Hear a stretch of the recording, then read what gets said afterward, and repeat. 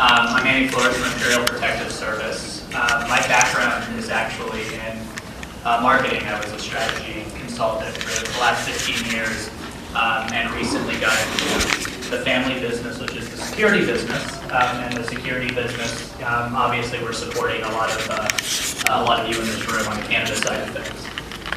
So this panel, we're going to be focusing on how you can leverage marketing to make your business, sort of really stand out. It's a rapidly growing business, so I think having good strategies in place for marketing is something that's probably going to be very relevant to each of you. Because the cannabis business is growing so quickly, 2 years ago it was about a $4.4 billion industry, and by 2020 they're predicting, so in the next 3 or 4 years they're predicting it's going to be about a $20 billion industry.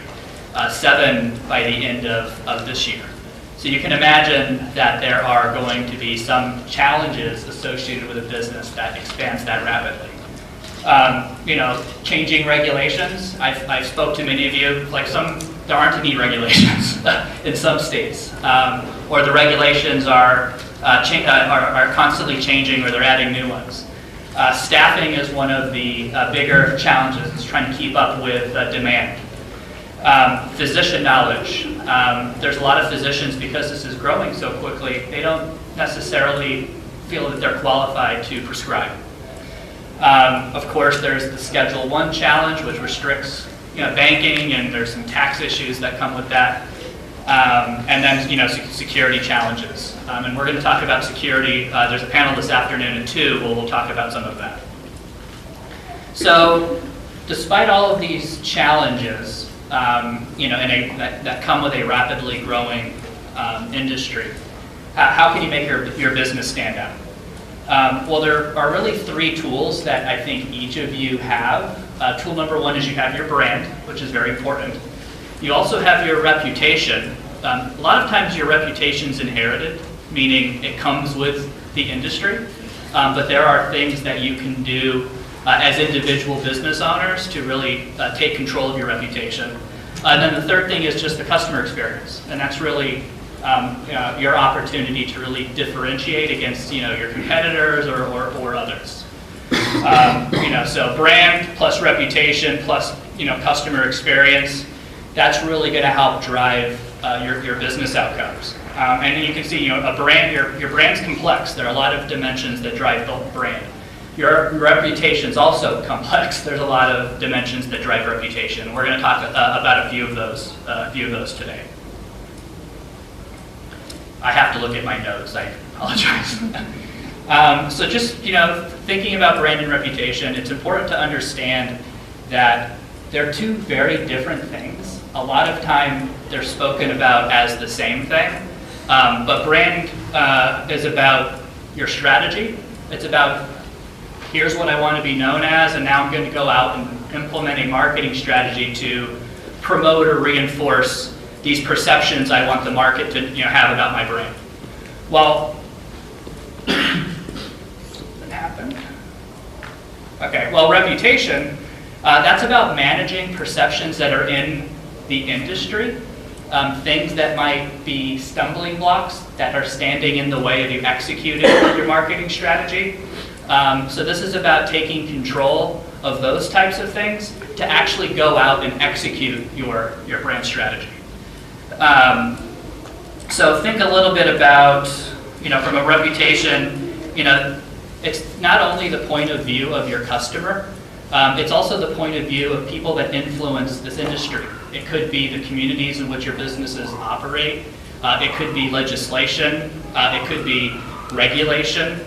It could be, lobbyists. It could be the medical industry. Maybe the medical industry saying, this is, we see a lot of benefits from this, and there might be other physicians that may say the opposite. What they say impacts each and every one of us in this room that are operating cannabis businesses. So your brand efforts, this is really going to strengthen your customer relationships through how you communicate with them or you advertise with them. Your experiences reinforce that, and like I said, on the reputation side, these are things that are in the environment that can have an impact.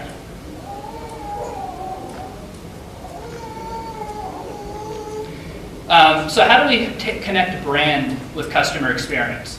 Well, it really starts with your strategy. This is who you are, what you sell, how you sell it, where you sell it, how you communicate. This is somewhat of a continuum. I couldn't fit all of this in one slide, so I tried to make a circle. But there are a number of steps to implementing your strategy, and it really ends with how you deliver against that strategy. So imagine establishing a perception about yourself. We want to be known as the easiest company to work with, or we want to be known as having the greatest selection, or we have the most locations. And these might be perceptions that you reinforce with your advertising. But if it turns out that if easy to work with is one of them, it turns out that your customer service is pretty spotty. Then you're not aligning the actual experience with what you're promising, and that creates a lot of issues. So when you are trying to identify what you want to be known as and what you're then going to communicate to the market, make sure it's something that you're actually good at, because when you're not delivering against that, it has a bigger effect than not actually communicating some of these differentiators. And you'll see improved business outcomes as a result. So this isn't working, so I'm off my notes now, so bear with me. So brand strength. So brand is something that's going to grow. Your brand is something that develops over time. Your brand has a personality. So brands that perform at a high level, they're able to withstand, and this is what I mean by strength, they're able to withstand things that happen in the marketplace and to your business. So one of the data points I have up there is they perform better when there's volatility in the marketplace. So if there's an economic downturn or consumer sentiment's low, and your customers might tighten their belts a little bit, you're going to see your business will have a greater opportunity to withstand those types of market factors if your brand's a strong brand. You're able to derive greater profit margins because you can demand premium pricing. The gentleman that introduced us today talked about a commoditized market. There's ways to be successful from a profit margin perspective, even when the market's been commoditized, by looking for ways to add value, because people are willing to pay premium. Just look at every September when Apple launches a new iPhone and you see lines around the mall and the stores. Those things aren't cheap. There's phones that are a lot cheaper, but because they have such a strong brand, people are willing to spend more and actually wait 4, 5, 6 hours to purchase one because of that. You can demand greater market share. So that means you'll be able to compete more effectively in the market. I wish I had good eyes. It's more difficult to compare with. Okay, so that's just sort of builds on it. You become more difficult to compete with. So you're not just competing on price. You're competing on things like experience or easy to work with, or yes, I do have the biggest selection available. Can you see that one? It says better have young people in the audience so that they can read this. I have no idea. I think I've got I was just talking about withstanding economic downturns. In 2008, there was a lot of volatility in the market due to the housing bubble. And a lot of companies went out of business during that time. And the companies that were able to survive, a big study was done to sort of understand, why that was the case. And they determined that at a brand dimension level, they ran a lot of studies to understand and measure what brand strength means. The brands that over-indexed on strength, they are the ones that were left standing, and the ones that underperformed on some of these brand dimensions, they were the ones that suffered. So consistency is key. How am I doing on time? Pretty good? Okay. So consistency is key. Remember that anything and everything you do can impact your brand either positively or negatively. You remember that your brand has an identity. It has perceptions and positioning. You establish perceptions, and then you position how you want them to be perceived. How you want them to be perceived in the marketplace. Remember that there are external factors out there that can potentially impact your brand. There's competitive activity. There's category influences. There are marketing levers that you can also pull. Okay, I'm at the 10-minute mark. I'm just about finished. So when you think about marketing levers, this is having a good distribution strategy, a good pricing strategy, promotion, advertising. So any of you guys that took Marketing 101, these are going to be very, very familiar set of terminology to you. There's also consumer experiences. Does your product perform as you said your product would perform? Are your customers satisfied? I encourage each of you to have some sort of customer satisfaction measurement program in place, because this is what's going to enable you to make changes to your business more in real time. If you see bad reviews on Yelp, or you send out a survey to some of your customers and they're telling you, that every time I come in, the service is bad, or there's a new person that's there to greet me. Those types of things that you can sort of address right away with training and other activities. Remember that word of mouth is big. I talked about Yelp for a second. Look at your reviews. It's a good sort of indicator for what's happening to your business. And then, this is all, consistency is ultimately going to drive outcomes, engagement, and sales. So now we'll spend the last 4 minutes just talking about reputation. So reputations, it's really the sum of all perceptions and expectations that stakeholders are going to have about your business. I talked a little bit about customers aren't your only stakeholder when it comes to reputation. When it comes to your brand and you're dealing with people that are coming into your stores or your customers, you have pretty good control over what happens. But with your reputation, when there are other factors, your control, there's a little bit less control that you can have. There are community groups, advocacy groups, there's lobbyists, there could be legislation, there could be what the media is promoting. There's lots of external factors that are going to have an impact on your reputation. So it's very important to be mindful of this, and to whatever degree that you're able to,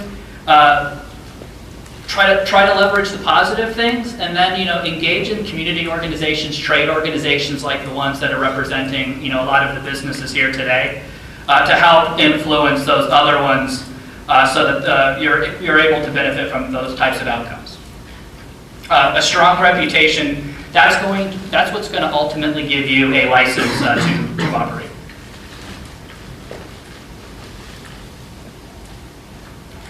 So, the big question is, how do you then add value to your reputation? I like the word legitimacy. That's a question mark, I think, in this industry on occasion. So legitimacy means building relationships. Make sure you have the right business partners in place. Make sure you're conveying the right perceptions about yourself and your business, but also the industry that you want to convey. I think terminology matters as well. The word marijuana can convey something different than cannabis, for better or worse. I think some of the connotations with marijuana, it could promote within a community that might be opposed to your licensing or your business operating. It might promote, like a stoner culture, or they might associate crime or black market activity. These are perceptions that are real. So make sure that when you're talking about your businesses, cannabis has a lot of very positive social advocacy associated with it. Colorado has been the perfect sort of case study for how this industry is being rolled out throughout the rest of other states within the nation. There's been a lot of studies there that have shown that there's been reductions in violent crime. There's been a lot of health benefits that the medical community is writing a lot of advocacy papers on. And they've also talked about just seeing less black market activity. Not to mention there's the tax benefit that I think a lot of the communities are able to benefit to as well. There's a lot of legal experts exhibiting, so be sure you also know the law. They can certainly help you, help guide you as the regulations, as the regulatory compliance requirements change. So just sort of 6 steps, I'll close with this and then we'll go on to the next speaker. Monitor and measure your reputation, refine your tactics as needed. Identify which stakeholders are going to be the most influential for your business. It's going to be different for each of you, so just try to know which ones are going to impact you the most. Analyze your reputation, especially as it relates to some of the key issues that are being talked about in the market. So if you hear, if there's a sort of industry sort of buzz conversation, going on, try to understand how your reputation might relate to that. Get ahead of it. Set priorities and goals. Identify opportunities for engagement with stakeholders. The next 2 days is a great opportunity to do that. We have people from the legislative side of things here. We have folks from fellow business owners. We also have a lot of folks representing the legal side of things. So I think there's stakeholders you can influence. Oh, and the media. And then last, implement innovative and strategic approaches. So don't just react, plan ahead. So thank you for your time, and I apologize for some of my technical difficulties.